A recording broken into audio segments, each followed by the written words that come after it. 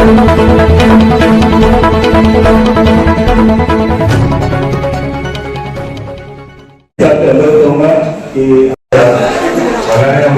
के लिए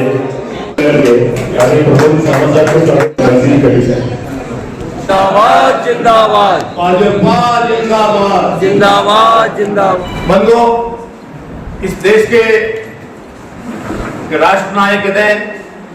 या ये देश भारत माता के प्रधान सेवक के नाते कहते हैं,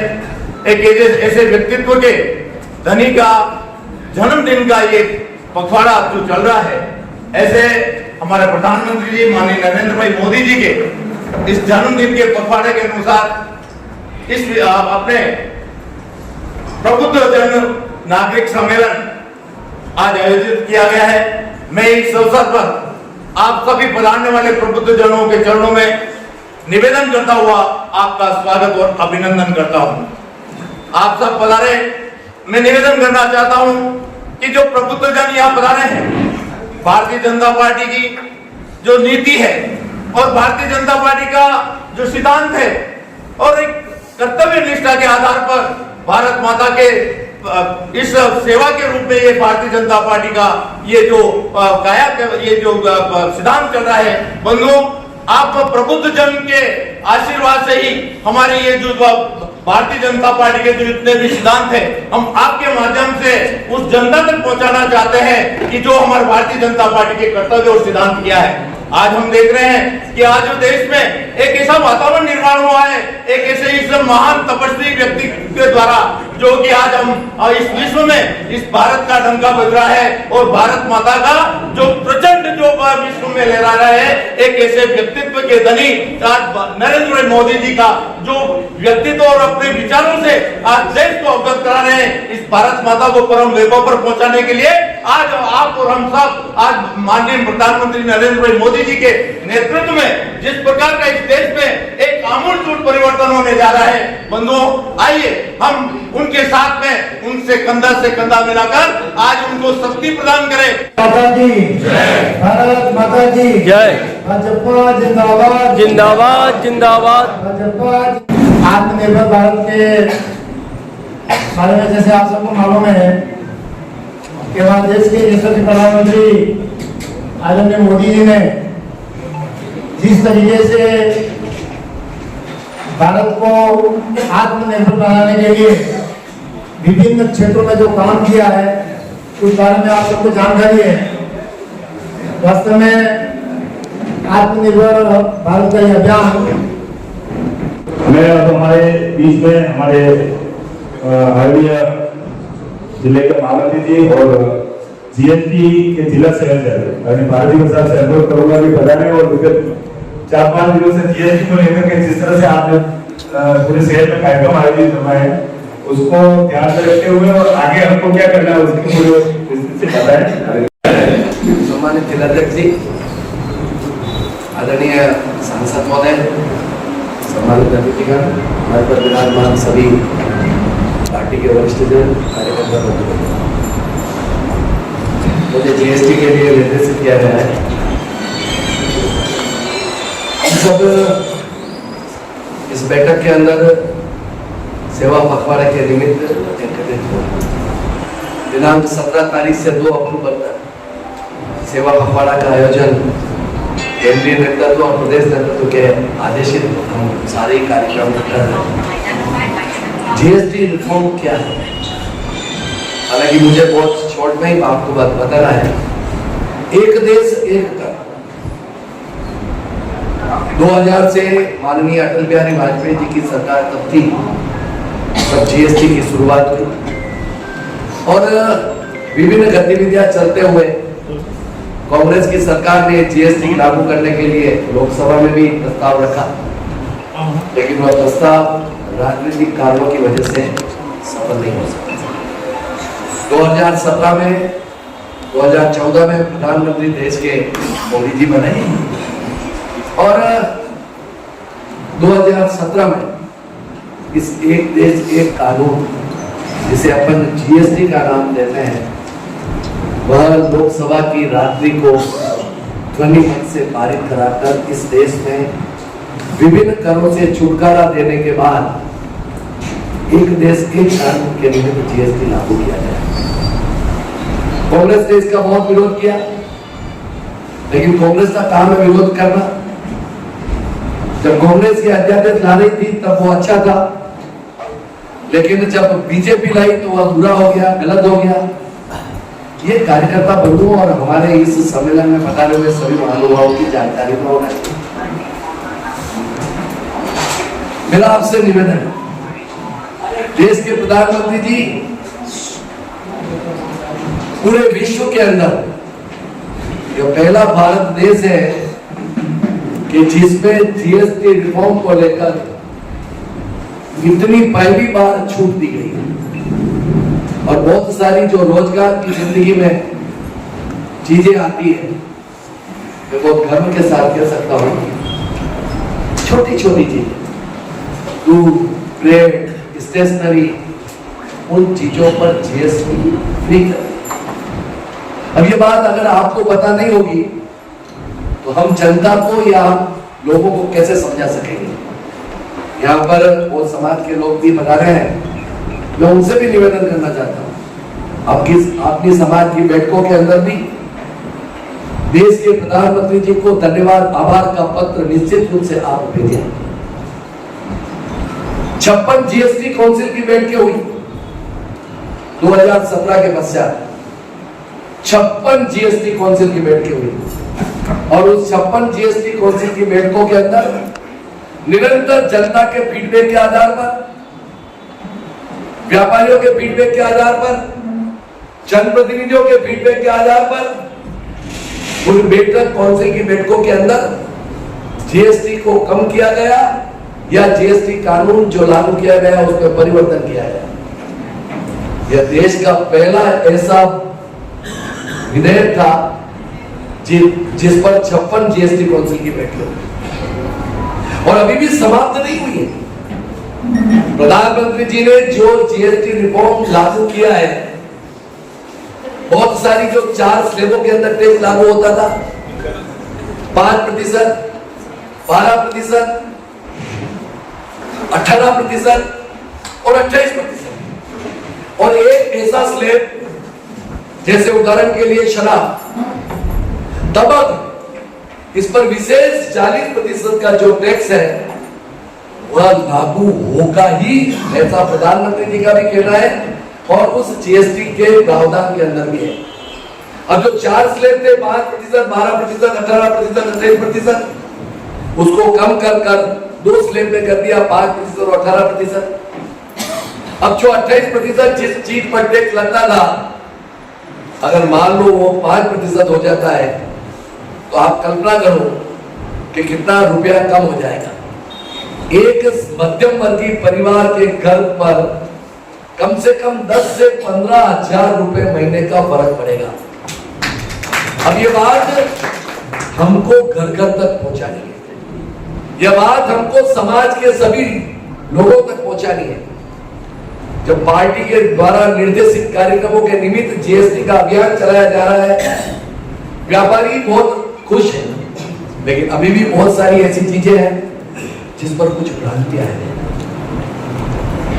प्रधानमंत्री जी ने भी कहा है और हमारे केंद्रीय नेतृत्व ने भी कहा है, जीएसटी रिफॉर्म होने का मतलब ये नहीं कि अगर उस पर कुछ कमियां हैं तो उस पर चिंतन मनन नहीं होगा। मेरा आपसे निवेदन है कि मैं एक बात निवेदन करना चाहता हूं, हमारे व्यापारियों को फायदा नहीं हुआ है, व्यापारी के साथ साथ उपभोक्ता को भी फायदा हुआ है। बोलो भारत माता की जय, भारत माता की जय।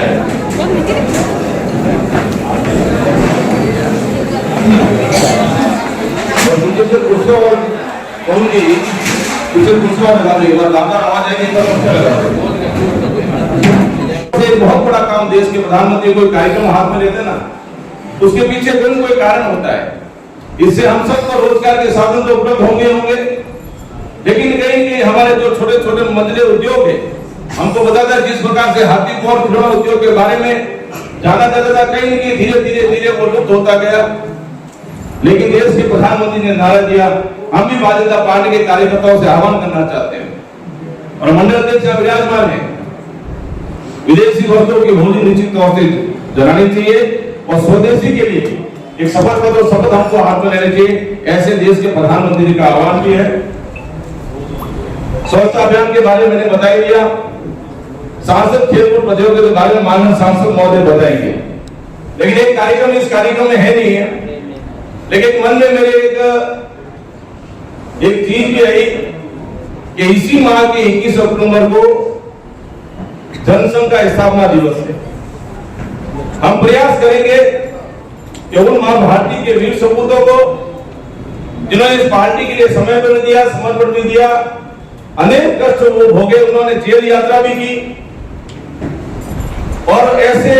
मां भारती के वीर सपूतों को जिन्होंने ये कल्पना नहीं की थी कि भारतीय जनता पार्टी कभी विश्व की सबसे बड़ी पार्टी बनेगी, अनेक राज्यों में हमारी सरकार होगी। एक बहुत बड़ा काम देश के प्रधानमंत्री कोई कार्यक्रम हाथ में लेते ना, उसके पीछे कोई कारण होता है। इससे हम सबको रोजगार के साधन तो उपलब्ध होंगे, लेकिन कहीं हमारे जो छोटे छोटे मंझले उद्योग है, हमको बताता है जिस प्रकार से हाथी को और खिलौना उद्योग के बारे में जाना जाता था, कहीं धीरे धीरे वो लुप्त होता गया। लेकिन देश के प्रधानमंत्री ने नारा दिया। हम भी भारतीय जनता पार्टी के कार्यकर्ताओं से आह्वान करना चाहते हैं और मंडल अध्यक्ष यहाँ विराजमान है, विदेशी वस्तुओं की होली निश्चित तौर से जलानी चाहिए और स्वदेशी के लिए एक शपथ पत्र और शपथ हमको हाथ में लेने चाहिए, ऐसे देश के प्रधानमंत्री का आह्वान भी है। स्वच्छता अभियान के बारे में मैंने बता ही दिया। सांसद खेलकूद प्रतियोगिता के बारे में माननीय सांसद महोदय बताएंगे,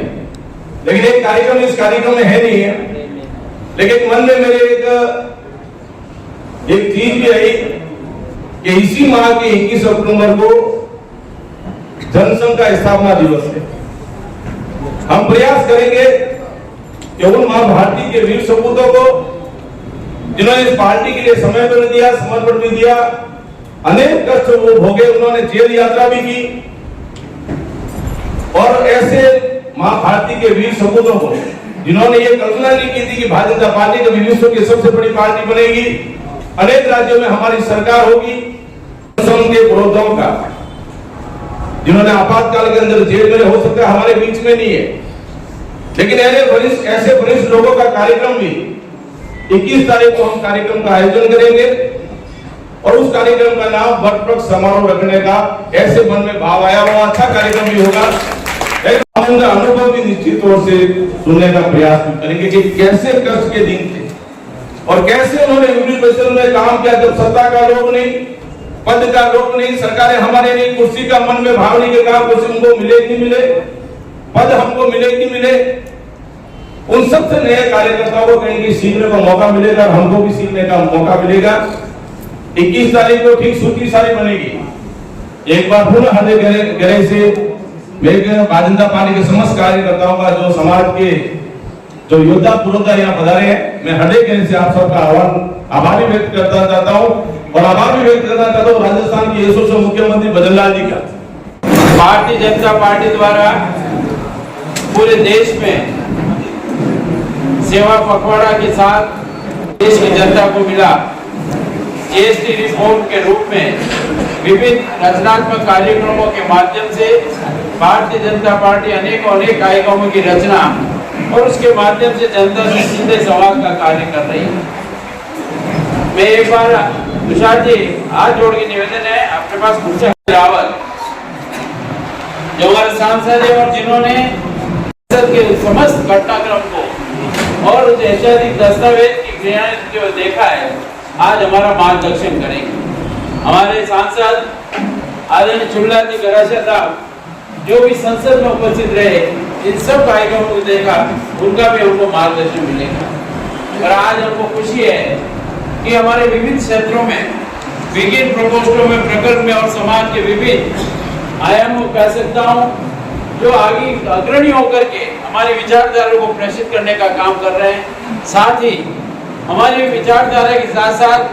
जहाँ भी रहे उन्होंने लगातार निरंतर प्रयास किया कि राष्ट्रवाद की अलग निरंतर जलती रहे और उसके लिए कार्यकर्ताओं का निर्माण निरंतर रहे। मुझसे पूर्व आदरणीय जिला अध्यक्ष जी ने आगामी सब कार्यक्रमों की रचना की है। एक विशिष्ट कार्यक्रम की तरफ आपका ध्यान आकर्षित किया है। मैं सभी मंडल अध्यक्ष से निवेदन करूंगा कि जनसंघ 21 अक्टूबर 51 से लेकर अभी तक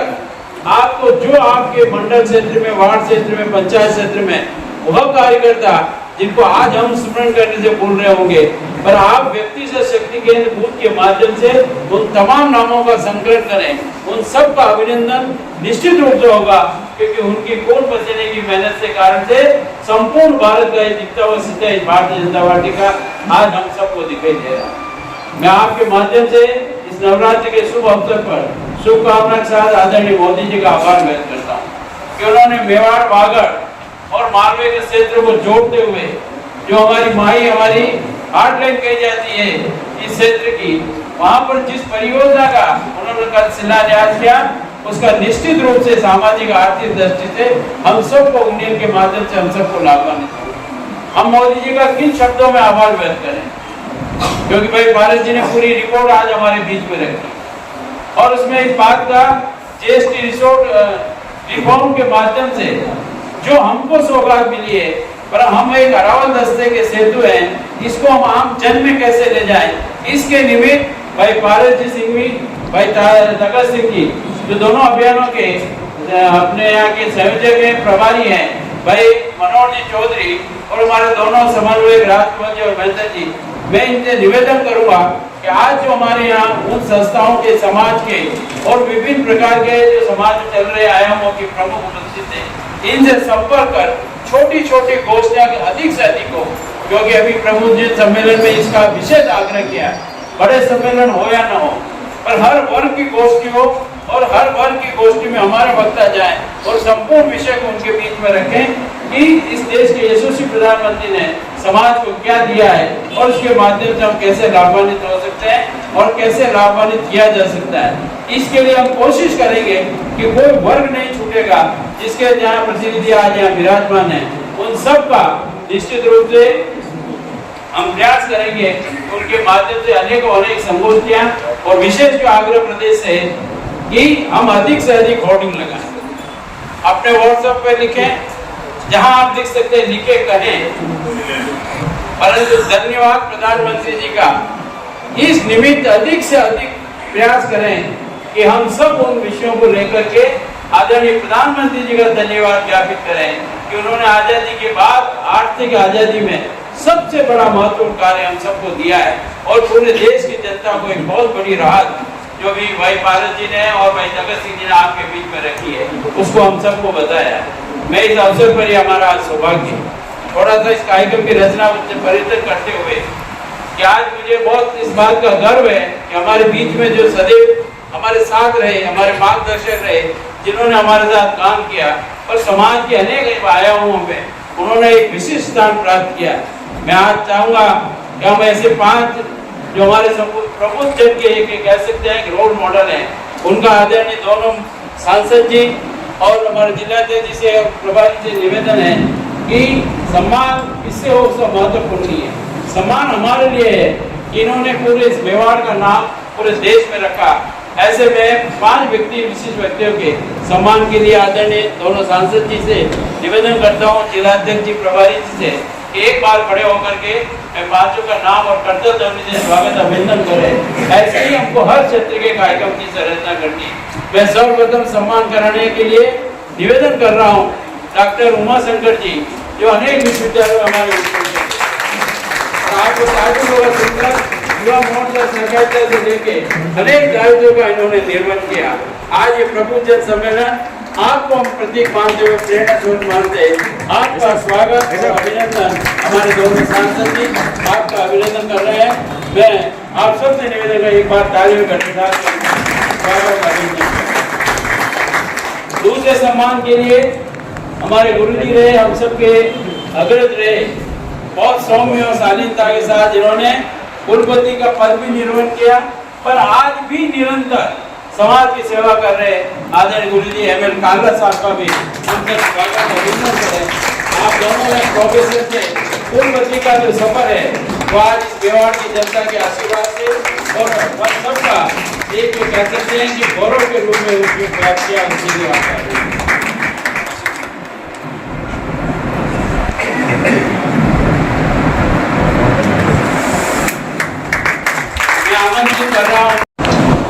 जिनके पिताजी ने इस संगठन को खड़ा करने के लिए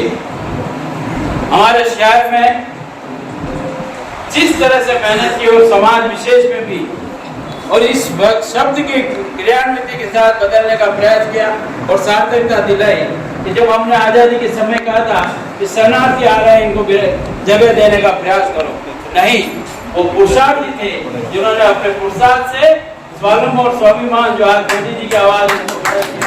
ऐसे प्रभुलाल जी पहुंचा के जैसे किशोर जी पहुंचा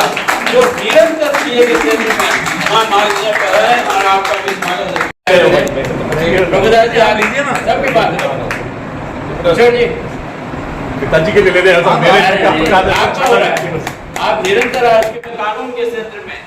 और आज भी संगठन के विभिन्न आयाम में जो निरंतर सक्रिय रहते हैं आदरणीय शांतिलाल जी शर्मा, यद्यपि आप सहकार पार्टी के राष्ट्रीय पदाधिकारी हैं, पर मैंने आपसे निवेदन किया कि आपकी लेखनी, कानून और आपका अनुभव संगठन को सदैव मिलता है। ऐसे शांतिलाल जी शर्मा इसी संगठन को सेवा की और बाद में आदरणीय जिलाध्यक्ष जी के आग्रह पर निरंतर संगठन की सेवा कर रहे हैं। ऐसे हमारे पूर्व सेवानिवृत्त अधिकारी आदरणीय CD चारण साहब उनकी मेहनत से हमारे मैं आप में प्रकोष्ठ में जहां हमको अवसर मिलेगा अधिक संगोष्ठी करेंगे और संगोष्ठी के माध्यम से GST रिपोर्ट, स्वदेशी और आत्मनिर्भर अभियान को ले जाने का प्रयास करेंगे। यही निवेदन और मैं पुनः सभी अतिथियों का आभार व्यक्त करता हूँ।